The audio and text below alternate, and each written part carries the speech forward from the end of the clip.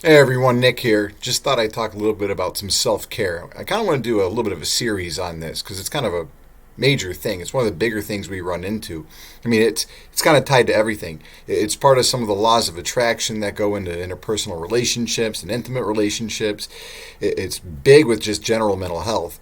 Um, it's if you're taking care of yourself on the regular, getting enough sleep, exercise, eating right, a lot of the problems that you get mental health wise tend to go away. I mean, it's not everything. There's clearly some things that are more chemical. Bipolar tends to have a genetic link to it that can be unavoidable. But the bottom line is self care, basic foundational stuff that you can do to just take care of yourself, and you're going to be fine with a lot of things. And it's actually very hard to do, believe it or not. I mean, a lot of people struggle with this area. So, first thing I want to talk about with self care is just sleep. There's a lot of research out there about what happens when we sleep. We don't really fully understand everything. There's even some scientists that believe that sleep is a weird evolutionary thing because it's like, if you're sleeping and you're a caveman, you're more likely to get eaten by a lion. So like, how the hell did that happen? Like, how did sleep become such a thing? Yet every animal on the planet does it to some degree.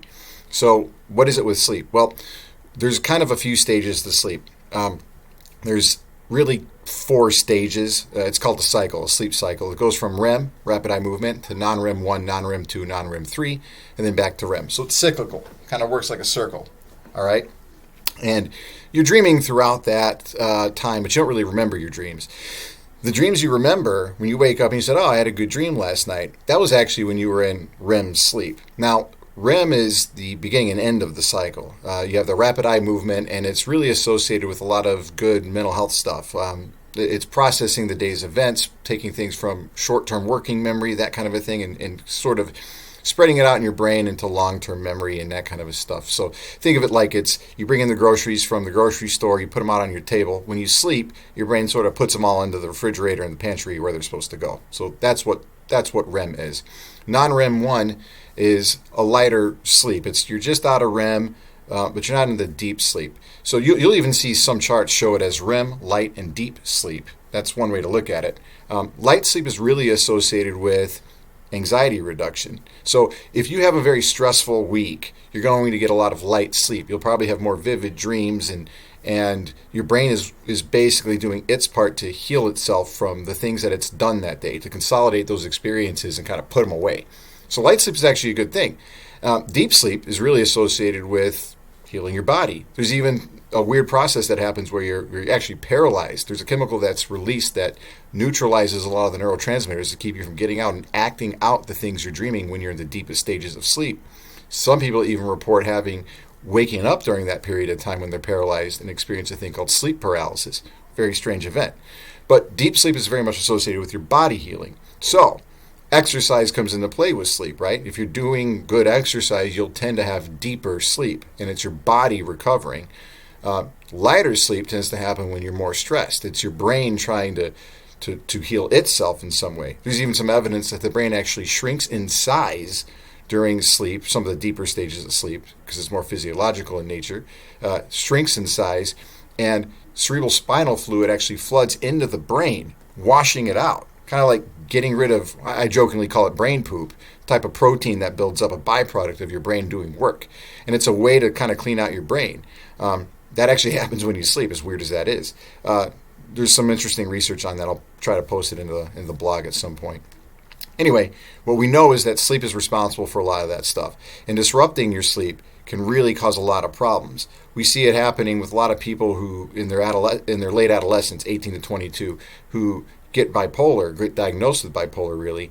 A lot of it happens in college because they're not sleeping enough. They're taking on a lot of stress. They don't get a lot of sleep. They're partying too much, staying up too late, and then they come down with a manic or psychotic episode.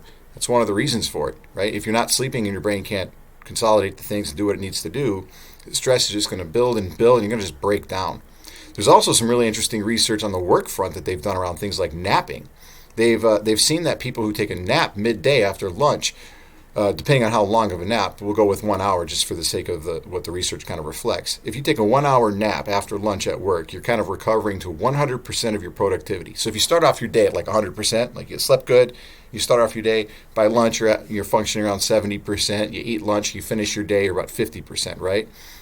If you took a nap, after lunch, you would, just for an hour, you would finish out your day a lot stronger. You would, after that nap, you'd be functioning just like you had started the day, full of energy, ready to go, ready to take on the world. So naps are actually a really interesting thing as part of this because they're not really a deep sleep thing. You're not really even completing a full sleep cycle, but you're reducing stress to the degree that you can take on the world again.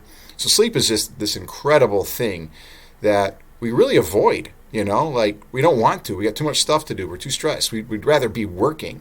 But it's a dumb thing to do because without it, you actually can't function that well. You're not going to work that efficiently. You're going to make more mistakes. You're not going to be as sharp with your friends and your family.